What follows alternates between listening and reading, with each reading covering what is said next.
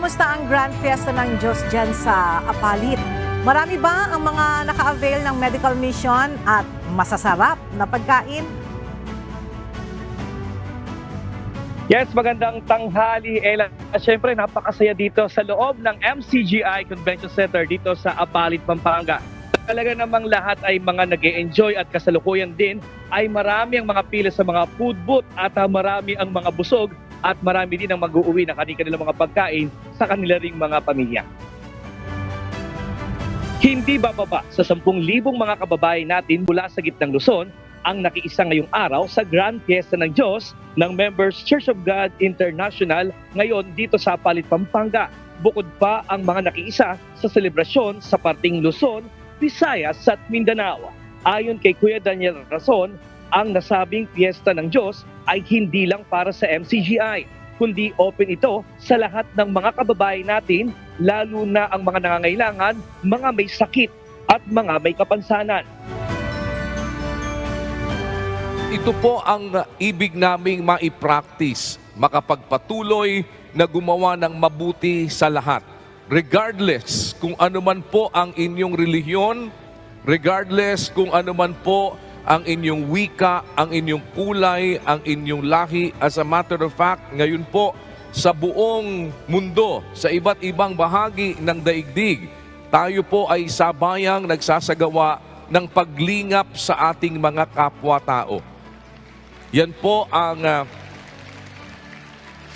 pag-uugali na itinuturo sa loob ng Iglesia ng Diyos na ang sabi ni Santiago sa 2:1 ng kanyang sulat, mga kapatid ko, yayamang mayroon kayong pananampalataya ng ating Panginoong Hesukristo na Panginoon ng kaluwalhatian ay huwag magtatangi sa mga tao. Kaya po, kayo po ay welcome sa atin pong ginagawa na Fiesta ng Diyos at sa atin pong Brethren Day. Dito sa Pampanga, pinilahan ang 40 food booth ng MCGI mula sa mga distrito ng Bulacan, Pampanga, Tarlac at Zambales. Sa Bulacan, blockbuster ang pila sa seafoods ng hagunoy na hipon, alimango, bukod pang ensaymada, chicharon at iba pa.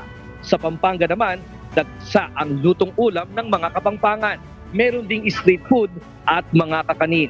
Sa Tarlac ay pinilahan ang malutong at masarap na lechong baboy, habang sa Zambales ay ang kanilang mga special delicacies.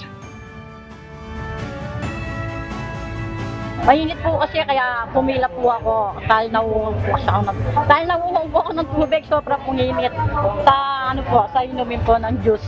Malamig po tsaka masarap po.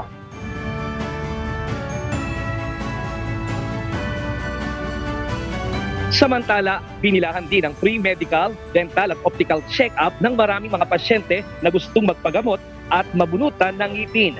Ang 72 years old na si Aling Chodora Santos sinamantala na makapagpa-check up at magkaroon ng salamin sa mata na matagal na niyang problema.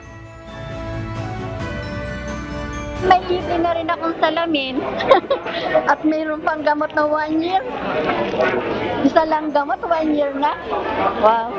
Parang gusto kong maluha. Naluluha na nga ako.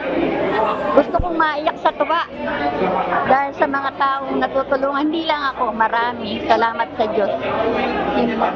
Salamat sa salamin. Makakabasa ako, makakapanahi ako muli.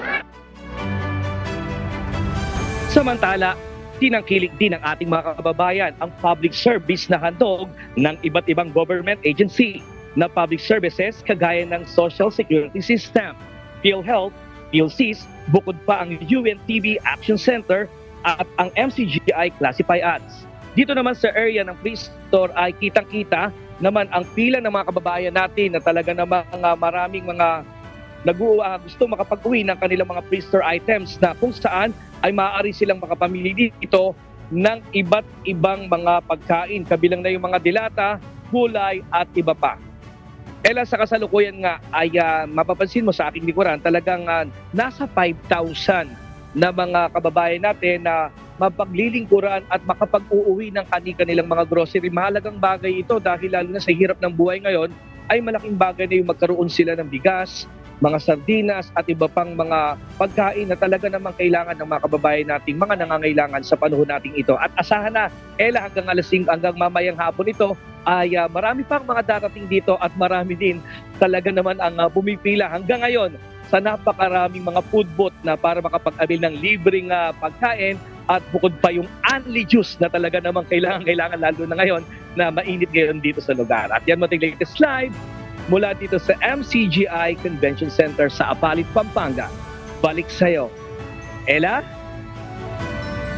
Maraming salamat, Nestor Torres.